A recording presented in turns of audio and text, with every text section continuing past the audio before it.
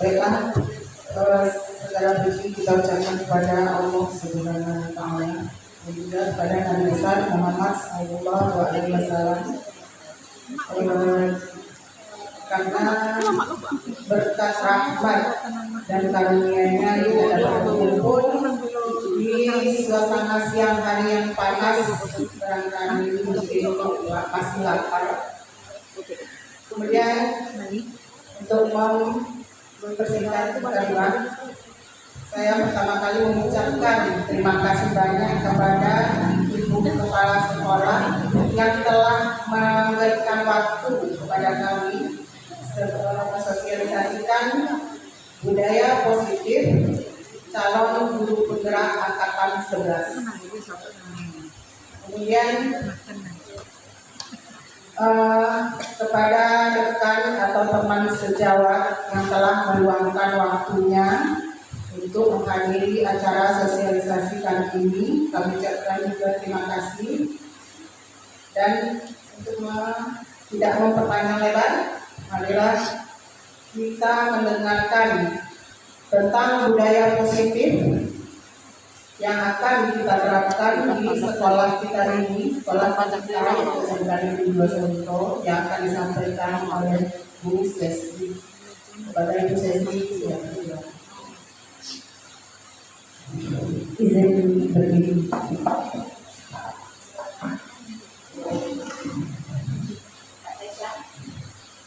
Sebelumnya saya berpantun sedikit ya Bapak Ibu. Banyak lah Bu.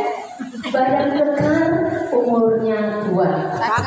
Bawa pedang, bukanlah petani. Apa kabar Ibu Bapak semua? Selamat datang di acara sosialisasi ini. Tidak lama kali ini pantunnya ya, kita dapat satu lagi. Berlibur ke Tanjung Pinang naik kapal selam, nunggunya di pinggir dermaga. Ketika ada yang mengucapkan salam, harap mohon dijawab dengan terang ya Bapak Ibu. Assalamualaikum warahmatullahi wabarakatuh. Waalaikumsalam warahmatullahi wabarakatuh. Yang terhormat Ibu Kepala SMK Negeri 2 Sawalunto, yang terhormat Bapak Ibu Wakil dan Ibu KTU, dan juga Bapak Ibu guru yang sangat saya sayangi.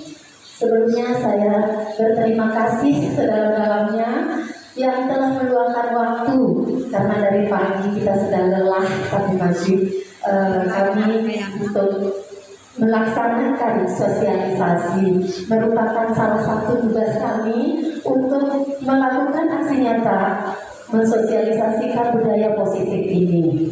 Sebenarnya kita semua memang sudah melakukannya.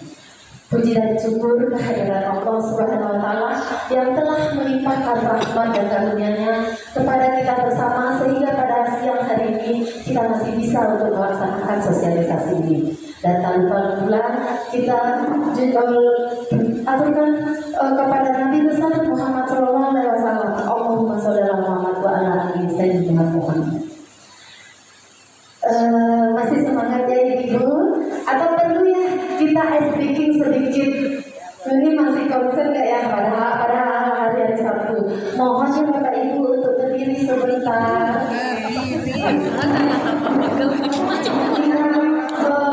Tangannya ini kalau pasangan nanti yang satu tangan telunjuk kiri seperti ini, tangan telunjuk yang sebelah kanan seperti itu, seperti Ibu Kepala Sekolah kita. Yang kanannya 5 jari seperti ini. Jadi kita nih, saya akan bercerita. Di saat nanti saya menyebutkan nama Ali, maka tangan yang kanan akan mengambil tangan telunjuk teman sebelahnya. Ya Bapak Ibu, bisa ya? Ingat, kita butuh konsentrasi bahwa nanti saya akan kata Ali baru mengambil telunjuk temannya. Kita mulai ya Ibu, Bapak siap ya? Oke. Pada suatu hari, anak-anak bermain bola di lapangan. Ternyata si Ali belum sampai.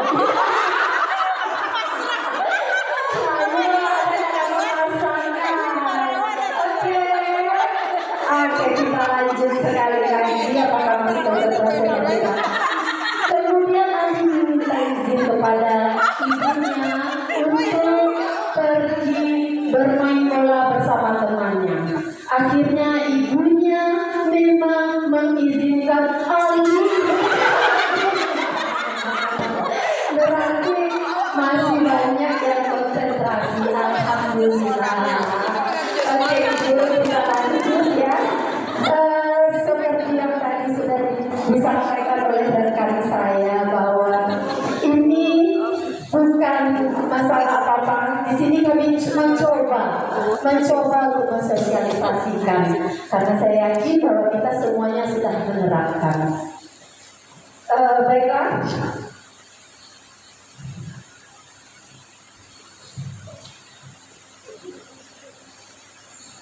Apa sebenarnya budaya positif itu?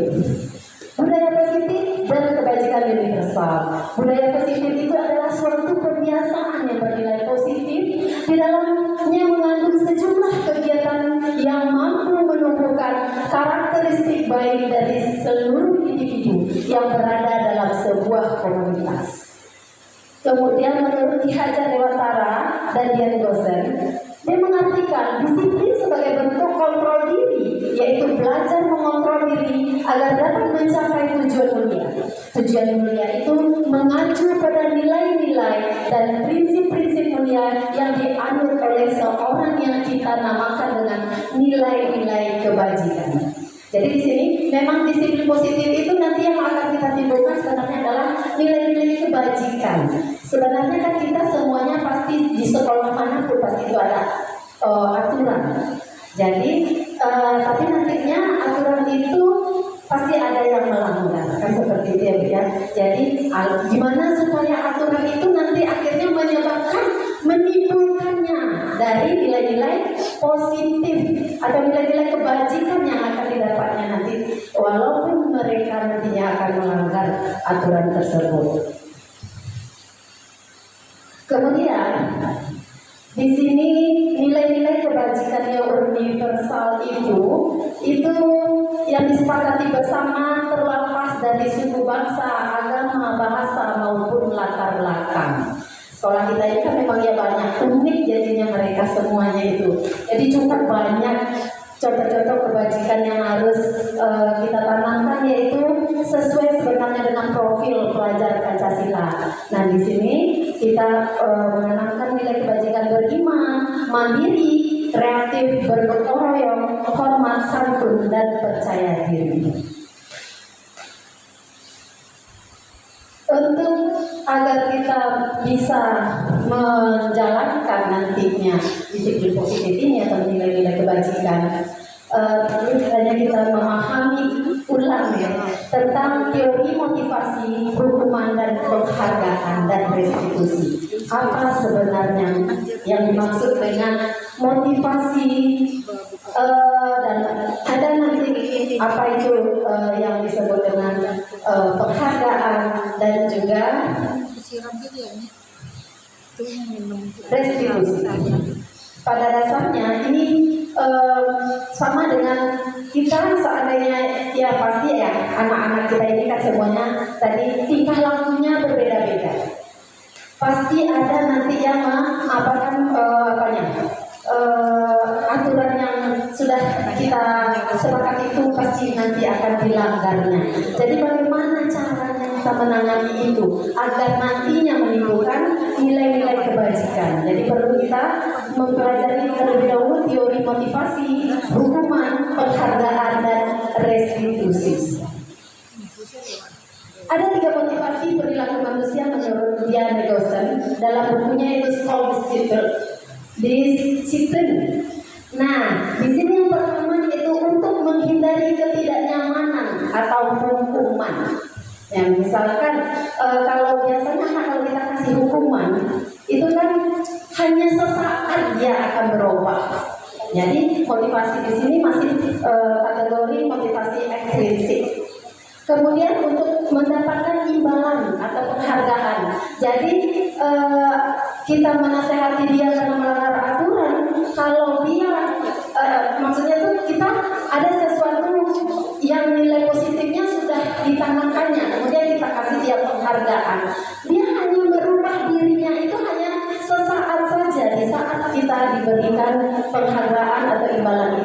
dan ini juga masih termasuk motivasi ekstrinsik. Dan yang ketiga yaitu motivasi untuk menjadi orang yang mereka inginkan dan menghargai diri sendiri dengan nilai-nilai yang mereka percaya. Jadi disinilah sebaiknya yang harus kita gali dari peserta didik kita itu. Hendaknya memang motivasi yang ketiga ini yang kita tanamkan, yaitu memang motivasinya dari diri dia sendiri. Dan motivasi yang dari diri dia sendiri itu merupakan motivasi intrinsik. Biasanya itu akan melekat lama dan akan tertanam untuk selanjutnya nantinya. Jadi dari ketiga motivasi ini sebaiknya kita melakukan yang ketiga, motivasi yang intrinsik. Nah, sekarang ini ada kasus sedikit, Bapak Ibu ya. Dalam kasus ini kita melihat apakah nanti dia hukuman atau penghargaan atau bagaimana, nanti kita lihat dari kasus ini. Iva kurang menguasai pelajaran matematika, sehingga pada saat pelajaran tersebut berlangsung, dia lebih banyak berdiam diri atau menggambar di buku pelajarannya. Pada saat guru matematikanya Pak Seno menanyakan pertanyaan, Iva menjadi gugup dan tak sengaja menjatuhkan tasnya dari kursi, serta tiba-tiba menjadi gugup atau gagap. Pada saat berupaya menjawab, seluruh kelas pun tertawa melihat perilaku Iva yang bicara tergagap dan terkejut tersebut. Pak Seno pada saat itu membiarkan teman-teman Iva menertawakan Iva yang tergagap dan malu luar biasa, dan malahan minta Iva untuk maju ke depan dan berdiri di depan kelas sambil menunjuk hidungnya karena tidak bisa menjawab pertanyaan Pak Seno. Kelas makin gaduh dan anak-anak pun tertawa melihat Iva di depan kelas memegang hidungnya. Nah, dari kasus yang ada ini, ada pertanyaan, apakah menurut Bapak Ibu setuju dengan tindakan Pak Seno terhadap Iva? Gimana Bu? Beda? Coba. Terima kasih Bu Ses. Kalau menurut saya tadi berdasarkan penjelasan yang sudah Bu Ses jelaskan tadi, saya tidak setuju apa yang diperlakukan oleh Pak Seno terhadap Iva, karena itu mempermalukan Iva secara terang-terangan di depan kelas, sehingga Iva merasa tidak nyaman berada di kelas tersebut. Ya. Apakah ada Bapak Ibu yang lain berpendapat lagi? Apa sesuai dengan pendapat Bu Endang? Sesuai ya. Memang di sini Pak Seno berarti dia memang mempermalukan Iva, sehingga memang Iva luar biasa jadinya malunya karena harus disuruh tegak di depan kelas sambil memegang hidung pula seperti itu. Nah, menurut Bapak Ibu, tindakan Pak Seno terhadap Iva adalah sebuah hukuman atau konsekuensi? Ada Bapak Ibu yang bisa membantu? Oke, bisa oke? Cepat oke? Terima kasih Bu Ses. Menurut saya berita seperti itu berarti ada hukuman.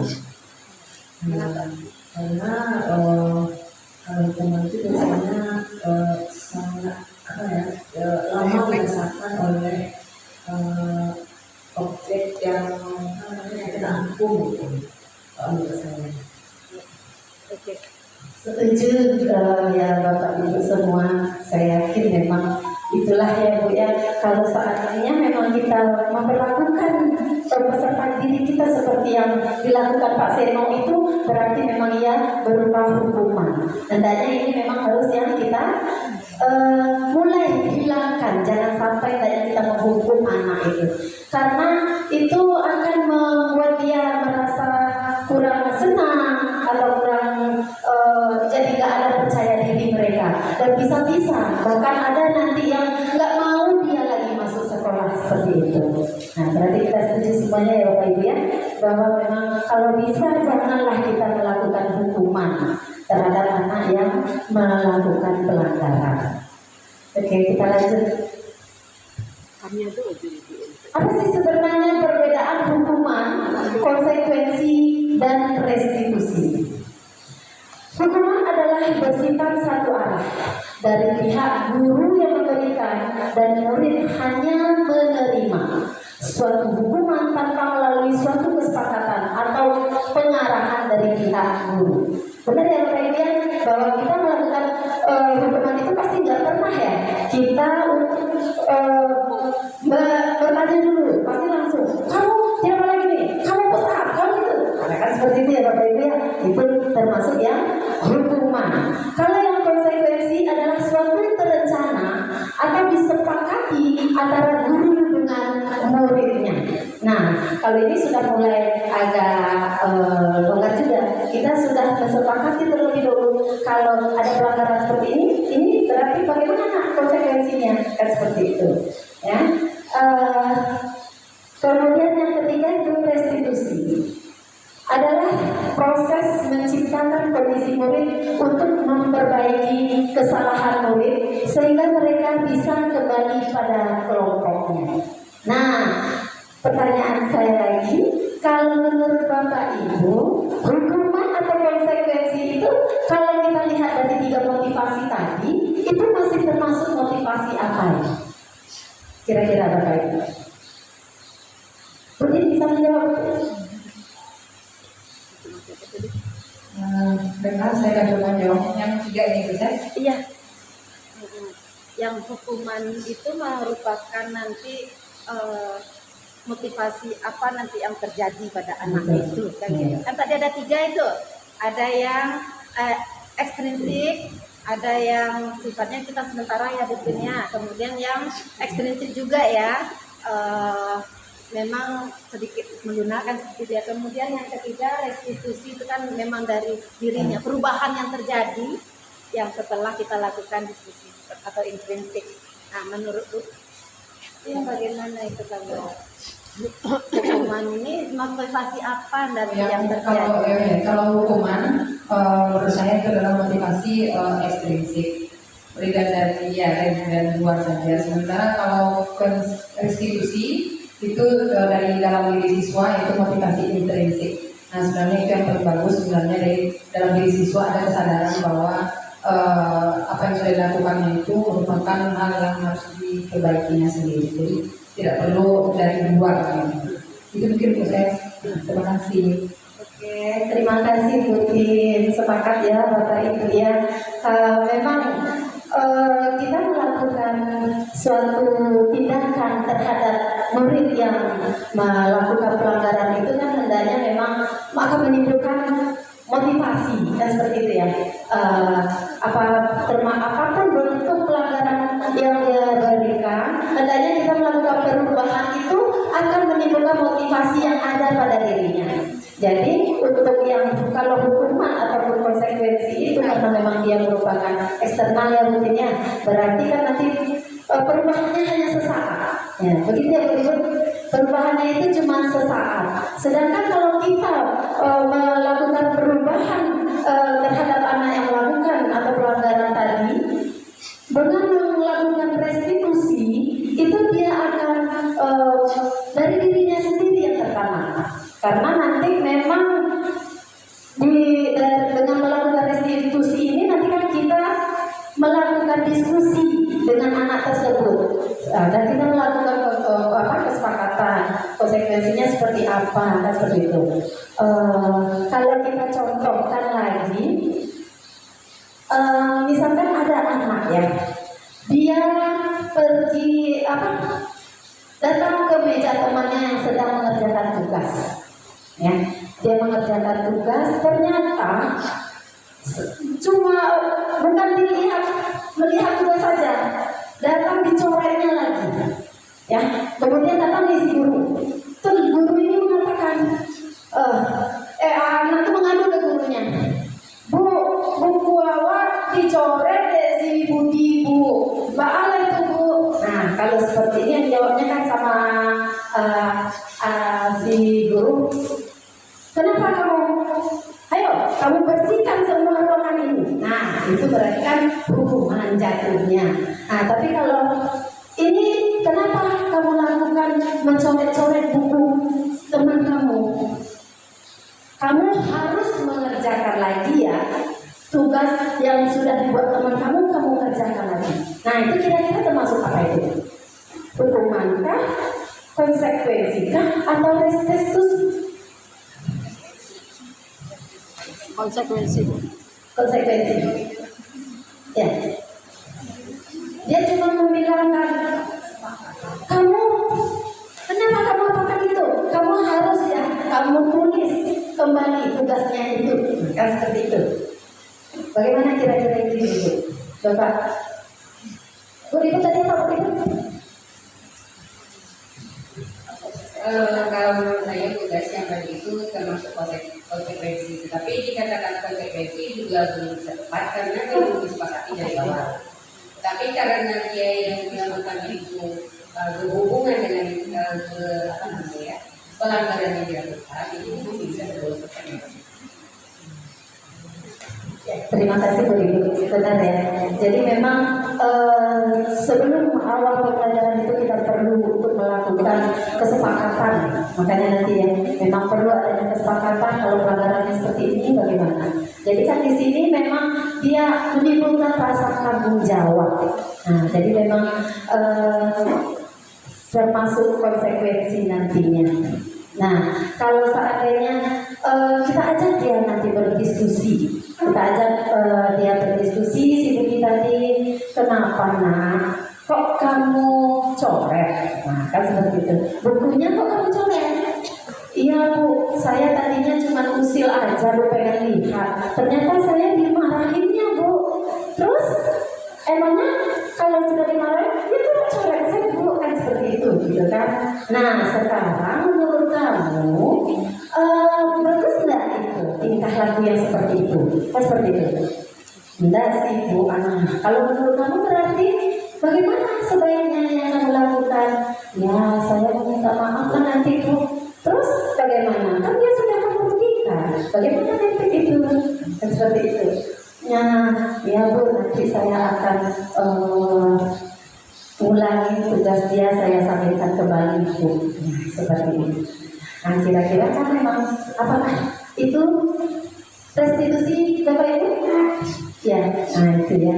Jadi memang itulah sebenarnya yang restitusi. Kita lihat dari tabel di bawah ini antara hukuman, konsekuensi, dan restitusi. Kalau hukuman itu biasanya itu merupakan identitas gagal, ya. Sedangkan yang konsekuensi atau restitusi itu biasanya bisa dikatakan sebagai identitas sukses. Kenapa identitas gagal yang hukuman ini? Sesuatu yang menyakitkan harus terjadi. Seperti tadi kan berarti gagal ya. Tidak ada kepercayaan dirinya si Ipa tadi. Ya, begitu ya Bapak Ibu ya. Kan Ipa jadi merasa tidak nyaman, sudah merasa dipermalukan. Jadi perubahan sikapnya jadi kurang bagus jadinya. Bisa menjadi anak itu seperti yang saya sebut tadi, malas dia belajar. Kemudian kalau konsekuensi itu sesuatu itu harus terjadi. Ya, kayak tadi kan dia memang harus ada. Jadi yang konsekuensi ini hendaknya kesepakatan itu apa yang dia lakukan pelanggarannya, memang kesepakatannya memang yang menunjang ke sana lagi hendaknya konsekuensi yang dilakukan, atau untuk dia lebih menyelesaikan, bertanggung jawab dia dengan tindakannya yang sudah salah tersebut. Kemudian restitusi merupakan pilihan. Jadi di sini kemudian tidak nyaman untuk murid, anak untuk jangka waktu panjang. Memang kalau kita lakukan hukuman kepada anak itu lama, nanti dia akan mengingatnya, akan diingatnya terus. Dulu saya begitu kan sama ibu, tertanam sehingga rasa ada. Bahkan sampai anak itu sehingga setiap pelajaran kita tidak pernah masuk pelajaran karena dia sudah menanamkan tidak sukanya terhadap kita. Kemudian yang identitas konsekuensinya tidak nyamannya untuk murid anak untuk jangka waktu pendek. Nah, karena dia bertanggung jawab tadi kan dia tidak nyaman sebenarnya itu harus menulis, tapi kan karena kesalahan dia seperti itu. Kemudian kalau untuk restitusi menguatkan untuk murid atau anak dalam jangka waktu panjang. Jadi dia insya Allah perubahannya nanti akan lebih terkenal dari hatinya. Memang ternyata memang tidak boleh. Nah, itu yang kita harapkan. Kemudian untuk yang hukuman itu korban mendapatkan keadilan. Nah, korban mendapatkan keadilan kalau telah dipegang. Kemudian untuk disiplin korban bisa diabaikan untuk konsekuensi. Sedangkan restitusi korban mendapat ganti rugi. Jadi yang seperti kata Bu Ibu tadi, ada kata bisa yang tadi itu ya Bu Ibu ya, kata restitusi, tapi tidak ada kesepakatan kan gitu ya Bu Ibu. Nah, tidak ada diskusi dulu terhadap keyakinan atau kesepakatan kelas yang sudah dibuat. Kemudian murid atau anak akan tersakiti. Nah, sedangkan untuk yang identitas untuk yang konsekuensi murid atau anak dibuat tidak nyaman, dan restitusi murid atau anak mendapat penguatan. Kita lanjut. Perilaku pasif agresif meningkat. Perilaku kalau yang kita lakukan hukuman itu perilaku pasif dan agresifnya meningkat. Sedangkan kalau untuk disiplin konsekuensi, penguatan hanya bertahan dalam jangka waktu pendek. Restitusi masalahnya pasti nanti akan terpecahkan. Ada solusi yang baik untuk pelanggaran yang sudah dilakukan oleh si murid kita tadi. Kemudian kalau untuk yang hukuman itu sistemnya tidak akan berjalan bila murid tidak takut. Ya, karena kan memang anak-anak kita alah butuh berbantu sedikit. Misal anak yang terlambat disuruh untuk buang sampah, dialah terlambat kan buang sampah, sudah itu kan boleh masuk kan seperti itu ya Bapak Ibu ya. Nah itu sifatnya sesaat karena mereka memanfaatkan itu. Jadi kan tidak belajar, katanya masih bisa main-main sambil mencabut rumput atau membersihkan halaman seperti itu.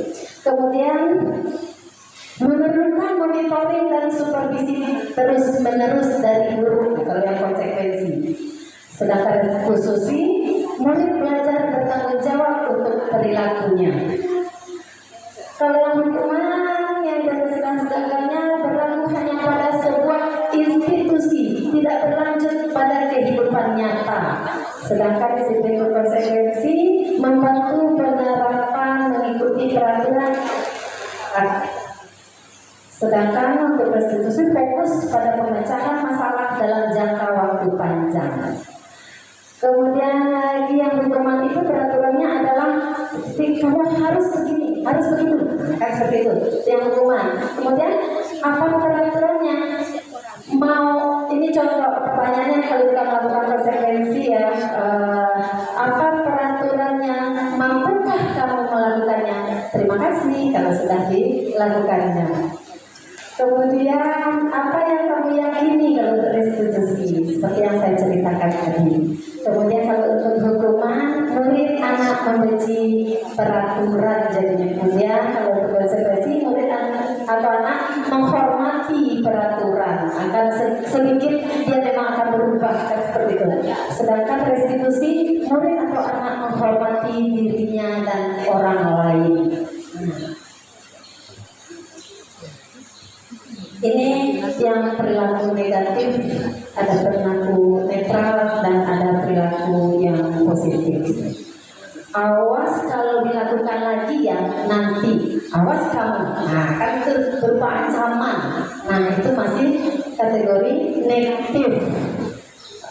Kemudian kalau yang netralnya lakukan apa yang saya katakan.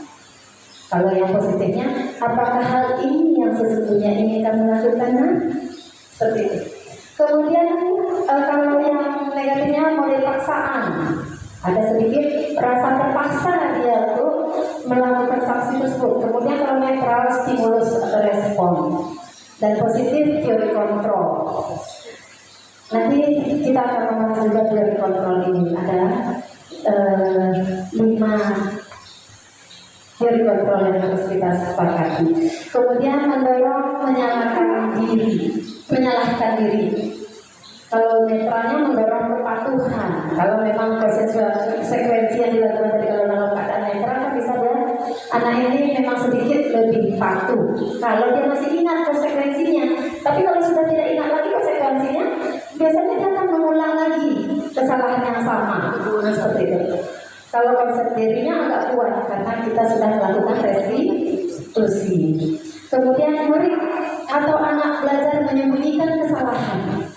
Murid atau anak belajar taat peraturan kalau dia netral, dia belajar kan. Kemudian yang positifnya kalau sudah dilakukan restitusi, murid atau anak belajar memecahkan masalahnya sendiri dan dia yang mencari solusi atas kesalahan dia sendiri dan mencoba mengontrol anak dengan perbuatan negatif, membayar impas kesalahan. Kemudian mencoba mengontrol anak dengan perbuatan positif. Anak paham bahwa dirinya sendiri yang pegang kendali kontrolnya. Nah, sebaiknya memang kan kalau bisa memang dia sendiri yang mengendalikan kontrolnya. Kalau tidak dia yang mengendalikan memang akan susah. Ibaratnya ya Bapak Ibu kalau ada kita genggam tangan kita seperti ini, siapapun nanti yang memerintahkan kita untuk membuka genggaman tangan kita ini, apakah bisa terbuka? Coba Bu Silvi, buka genggaman saya ini Bu Silvi, bisa nggak Bu Silvi membuka? Nggak bisa ya Bu ya. Nah, coba Pak Zul, coba Pak Zul, coba buka genggaman saya Pak Zul. Bukan Pak Zul? Bisa.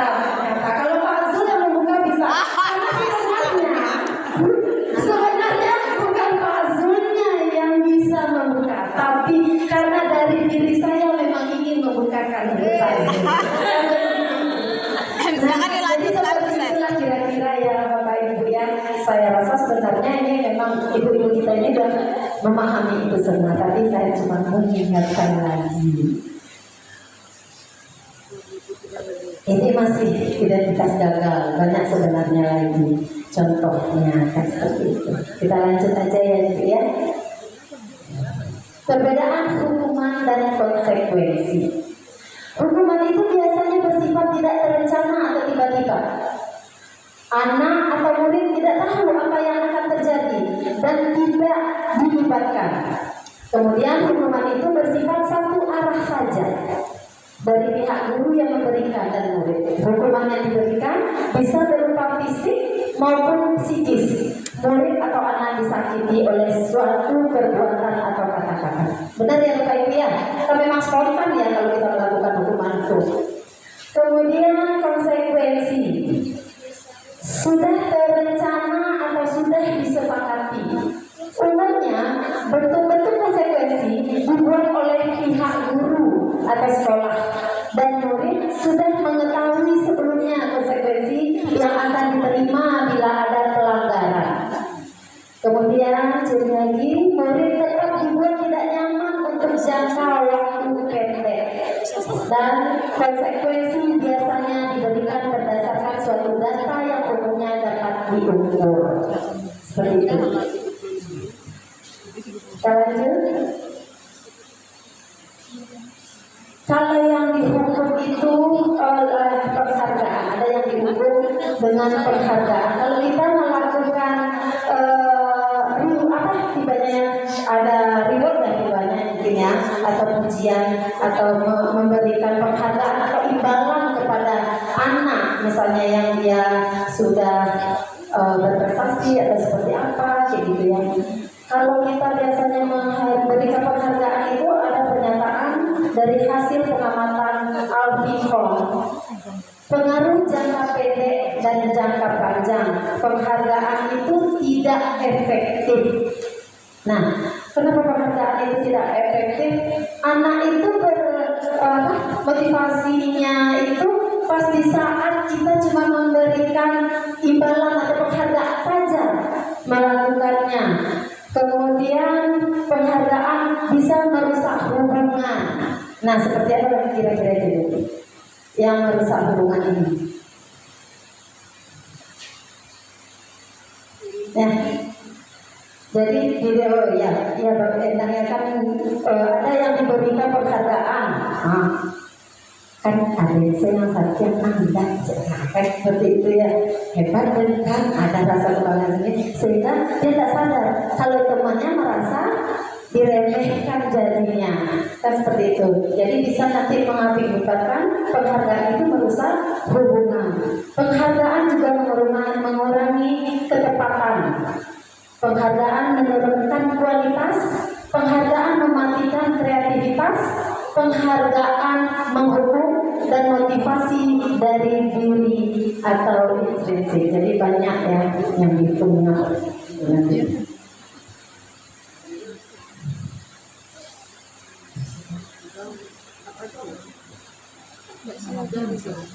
Yang restitusi ada sebuah pendekatan untuk menciptakan disiplin positif.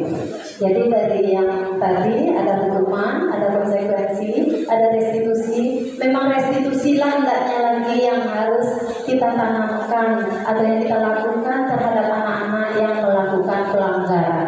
Kenapa? Karena restitusi itu adalah proses menciptakan kondisi bagi murid untuk memperbaiki kesalahan mereka, sehingga mereka bisa kembali pada kelompok mereka dengan karakter yang lebih kuat. Kemudian restitusi bukan untuk menebus kesalahan, namun untuk belajar dari kesalahan.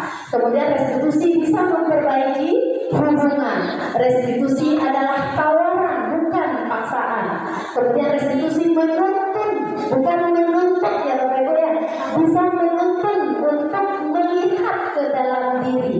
Dan restitusi mencari kebutuhan dasar yang mendasari tindakan. Restitusi diri adalah cara yang paling baik. Restitusi juga fokus pada karakter, bukan tindakan. Restitusi menguatkan. Restitusi fokus pada solusi. Dan restitusi bisa mengembalikan murid yang berbuat salah pada kelompoknya. Nah, jadi dalam kita melakukan sebuah konsekuensi, kalau hukuman kita sepakat ya Bapak Ibu ya, kalau bisa jangan sampai kita melakukan hukuman lagi terhadap anak-anak yang melanggar karena kurang baik. Motivasi yang ditimbulkan menjadi kurang bagus. Kalau bisa kan motivasi yang kita pakai adalah yang menciptakan dari diri dia. Nilai-nilai kebajikan itu memang dari diri dia sendiri yang akan muncul. Untuk itu kita harus memahami lima kebutuhan dasar manusia. Seperti apa kebutuhan itu yang adalah pertama kebutuhan bertahan hidup. Nah, kebutuhan bertahan hidup ini seperti dia memang kebutuhan akan makanan, kebutuhan akan sarana atau apa, memang untuk kebutuhan hidupnya. Itu. Contohnya misalkan anak kita kan sering nih, kawannya buat roti, kita letak di meja, langsung diambilnya, langsung makan. Kan kita tanyakan, nah Bu, makanan saya diambil si Ali Bu. Nah nanti katanya, Ali kenapa kamu mengambil makannya? Kalau dijawabnya, ya karena saya memang tidak punya uang Bu untuk belinya. Sementara perut saya lapar Bu. Seperti itu. Nah itu berarti dia sedang mencukupi kebutuhannya untuk bertahan hidup. Nah kita harus tahu nanti kalau itu jawabannya seperti apa restitusi yang harus dilakukan, diarahkan untuk berdiskusi nanti sama siswa tersebut. Kemudian yang kedua yaitu kebutuhan kasih sayang dan rasa diterima. Ya, nah kalau kita masih kasus yang tadi dia mengambil roti ya, terus si Ali, kenapa kamu ambil kita seperti itu? Wah, istri Bu, karena kan kuliah beko kalau awak dipanggil Bu, awak tak ada bukti, nah awak tak ada bukti kita panggil Bu. Nah, kuliah beko dipanggil kan Bu, awak ada masalah Bu, kan seperti itu. Jadi dia butuh perhatian, butuh kasih sayang dari orang tuanya. Kemudian kebutuhan pengakuan atas kemampuan atau penguasaan. Keempat, merasa senang. Jadi 5 kebutuhan ini nanti yang kita akan bisa membuat kemudahan nanti untuk membentuk keyakinan kelas, kesepakatan kelas, sehingga apapun nanti pelanggaran yang dilakukan bisa untuk kita melakukan restitusi atau segitiga restitusi. Yang dengan segitiga restitusi itu nanti kita melakukan 3 hal identitas murid, melakukan dirinya sendiri dan mengembalikan identitasnya, memvalidasi kesalahannya, dan akhirnya kita nanti menanyakan keyakinan sehingga nanti menghasilkan solusi untuk menyelesaikannya. Seperti itu. Dan juga nanti kita juga harus memperhatikan 5 posisi kontrol sebagai guru. Kalau penghukum itu ciri khasnya itu nadanya suaranya tinggi, bahasa tubuhnya atau matanya merokok, nanti dari menunjuk ini yang tidak boleh dilakukan. Kemudian membuat merasa bersalah, nada suaranya melemas, halus, sedih, bahasa tubuhnya merapat pada anak atau lesu. Dan ada juga kita sebagai guru bisa dijadikan sebagai teman. Nada suaranya ramah, akrab dan bercanda, bahasa tubuh merapat pada murid, mata dan senyum jenaka. Dan ada lagi yang kontrol kita sebagai pemantau nantinya. Nada suaranya datang, bahasa tubuh yang formal. Dan yang kelima yaitu manajer. Nah, di manajer inilah yang sesuai nantinya dengan restitusi. Kalau kita sebaiknya yang kita lakukan memang antara 4 dan 5 ini, pemantau dan manajer, tapi manajer yang lebih baik. Ini nantinya yang arahnya kita untuk bisa melakukan segitiga restitusi. Seperti itu. Terima kasih. Itu yang bisa saya sampaikan.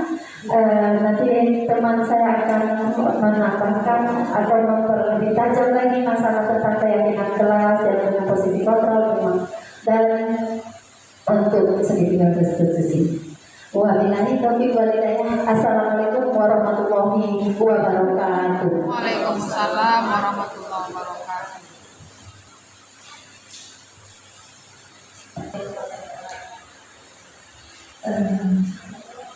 Apakah kita buka diskusi? Ya Bu, sedikit ya Bapak. Dari pemaparan kami tadi, apakah ada masukan atau pertanyaan bagi Bapak Ibu? Kami persilakan. Boleh ya Bu ya, sedikit waktunya walaupun ada beberapa karena memang harus ada lah masukan atau kritikan itu. Ya, terima kasih. Silakan. Singkat padat jelas. Terima kasih Bu Ses. Mungkin sedikit saya menanggapi terkait dengan penjelasan yang sudah dijelaskan oleh Bu Ses tadi. Sebetulnya apa yang sudah Ibu Ses dan Bu Mudaniza tadi sudah kita lakukan. Tetapi kalau menurut saya 1, 2, 3, 4 hal yang sudah dijelaskan oleh kedua pemateri kita tadi itu kalau saya lebih cenderung melakukan semuanya, tergantung di mana posisinya. Kalau kita melakukan hukuman, kapan kita harus melakukan hukuman?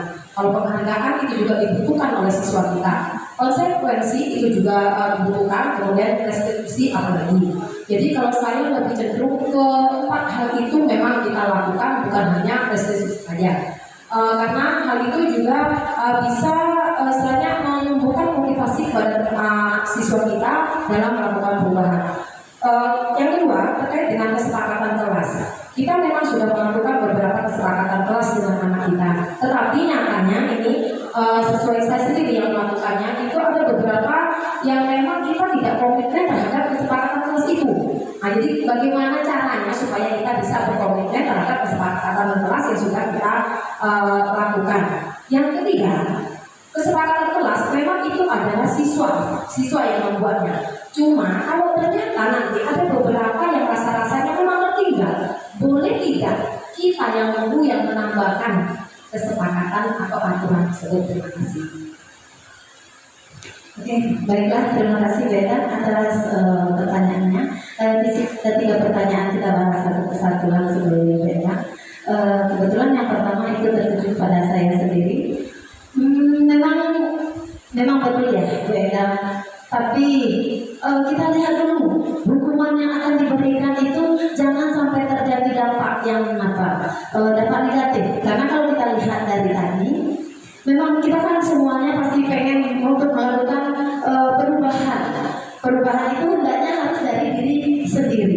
Kita kembalikan. Kalau hukuman yang kita tanamkan itu pasti nanti banyak sesuai yang tadi sudah kan, itu lebih cenderung ke dampak identitas gagal yang banyak terlihat jadinya nantinya. Tapi kalau untuk konsekuensi dan restitusi itu nanti disiplin yang akan ditimbulkan atau nilai-nilai kebajikan yang ditimbulkan itu lebih bersifat yang positif atau identitas sukses nantinya. Karena memang kalau seandainya kita kan kalau di hukuman itu kan spontan, kita kan nggak tahu dulu alasannya seperti apa anak ini melakukannya. Berarti kita tanpa belum tahu nanti dia entah apa alasannya, mana tahu dia sedang memenuhi 5 kebutuhannya. Ada kebutuhan dasar, 5 kebutuhan yang tadi itu beda. Jadi kalau menurut kami di sini kita lihat coba, ya memang kadang memang kita spontan ya pasti melakukan hukuman itu. Tapi di sini kita coba ayo kita kurangilah yang hukuman itu. Tapi mulailah kita untuk menjalani yang konsekuensi dan restitusi. Lebih baiknya lagi memang ya restitusi, karena dengan adanya segitiga restitusi itu anak menemukan, kita mengajak dia berdiskusi untuk menemukan apa kesalahan dia, dan dia juga yang menemukan sendiri apa sebaiknya yang harus dia lakukan untuk perbaikan terhadap dirinya itu, sehingga nilai-nilai kebajikan yang ditimbulkan pun lebih mendasar dari diri dia sendiri, bukan paksaan dari kita. Seperti itu Bu Endang. Kalau untuk yang jawaban berikutnya yang tentang keyakinan mungkin juga akan dijawab oleh teman saya Linda Reza. Silakan Bu. Terima kasih Bu Ses. Masalah keyakinan kelas, mungkin saya jawab yang terakhir Bu Endang. Keyakinan kelas itu bisa saja kalau ada yang tertinggal setelah kita sepakati, bisa saja di pertemuan berikutnya kita tampilkan lagi keyakinan kelas. Bisa saja kita rubah, boleh di pertemuan berikutnya. Kemudian yang pertama tadi kan langkah-langkahnya kita mendiskusikan dulu. Kita mengarahkan anak, nah ini yang baik, ini yang baik, tapi memang anak yang membuat. Bu, saya masuk kelas yang seperti masuk ke waktu tadi bilang, saya masuk kelas jam sekian, Bu, boleh Bu. Dia yang mengungkapkan, nanti kita seleksi yang tadi mengulas dan memilah. Itu dia, mengulas dan memilah. Kita carilah jalan keluar yang terbaik. Di sana kita mengadakan diskusi bersama guru dan murid di dalam kelas. Kemudian kalau ada siswa yang melanggar sering kita kan di sini punya ada wali kelas, ada guru BK, ada orang tuanya. Kita kan bisa berkolaborasi bersama. Mengapa anak ini kok sering seperti ini ya? Pertama kita guru melaporkan ke wali kelas. Bu, si Anu ini sering terlambat Bu. Sudah berapa kali, 4 kali sudah saya nasihati, sudah saya berikan konsekuensinya, sudah saya apakah, tapi masih tetap terlambat. Kemudian wali kelas diskusi lagi ya, dipanggil anak tersebut, kemudian dicari solusinya. Kalau tidak putus sama wali kelas, kita ada guru BK. Kemudian tidak putus lagi mau guru BK, kita panggil orang tuanya. Apa penyebab anak ini terlambat? Atau apa penyebab anak ini seperti ini sifatnya, tingkah lakunya? Kita bisa kolaborasi. Begitu ya.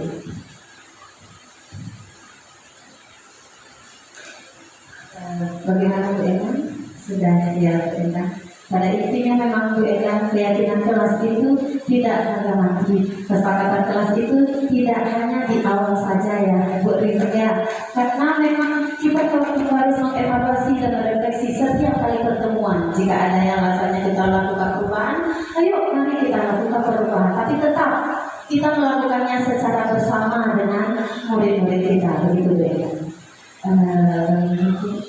Kita minta dulu kata-kata dari Ibu Kepala Sekolah kita kepada Ibu, kami persilakan. Assalamualaikum warahmatullahi wabarakatuh. Pertama-tama saya mengucapkan terima kasih atas kesempatannya.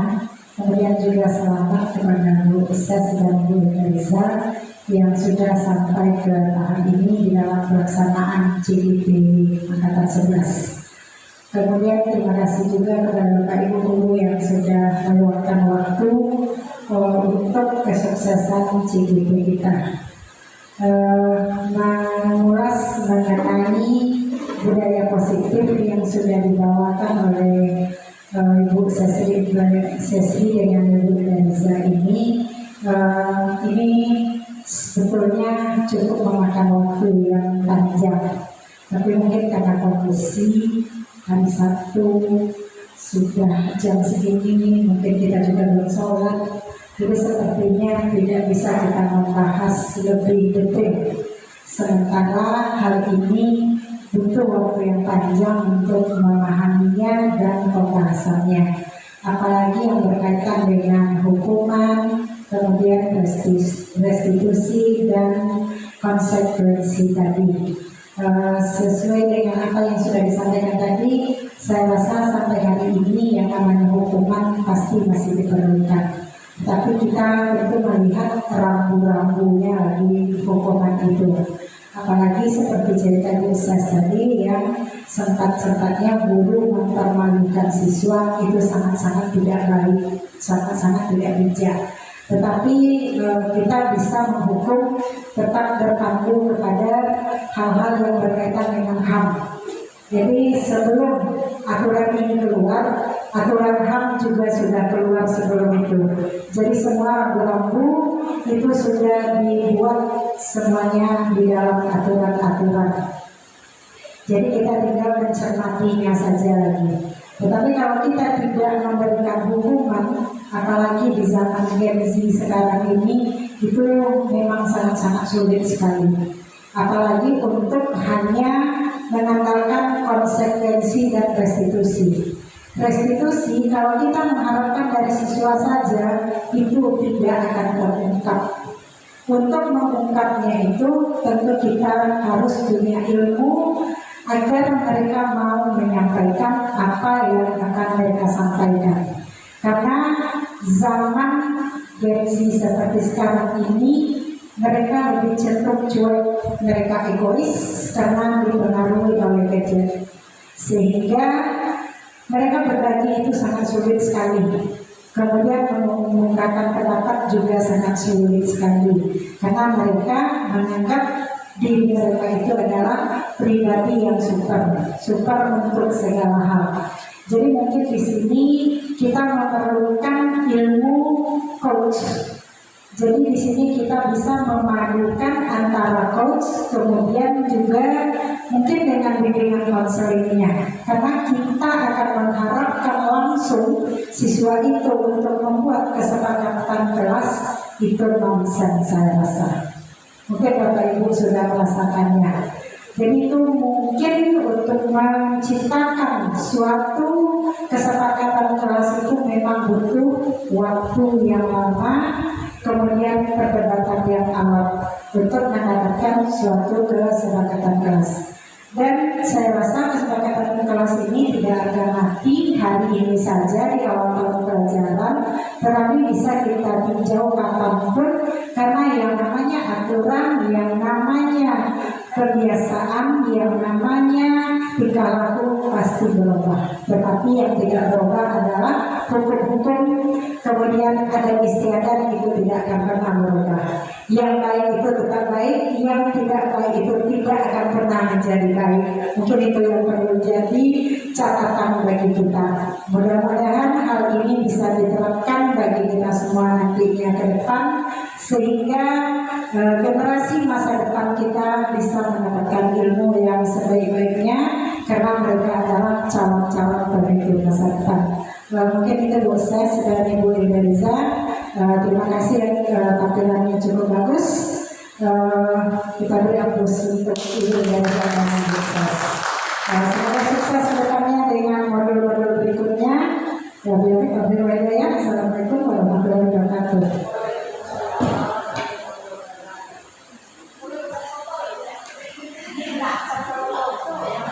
Baiklah, Bapak Ibu yang sudah dari tadi memang bersedia untuk sampai mengakhiri acara kami ini. Dan terima kasih kepada Ibu kita, Ibu Kepala Sekolah yang telah memberikan masukan yang luar biasa kepada kami semua dan memberikan semangat untuk kami untuk lanjut terus. Mari Bapak Ibu kita tetap semangat melakukan nilai-nilai kebajikan di sekolah kita ini untuk menghasilkan budaya positif yang luar biasa. Akhir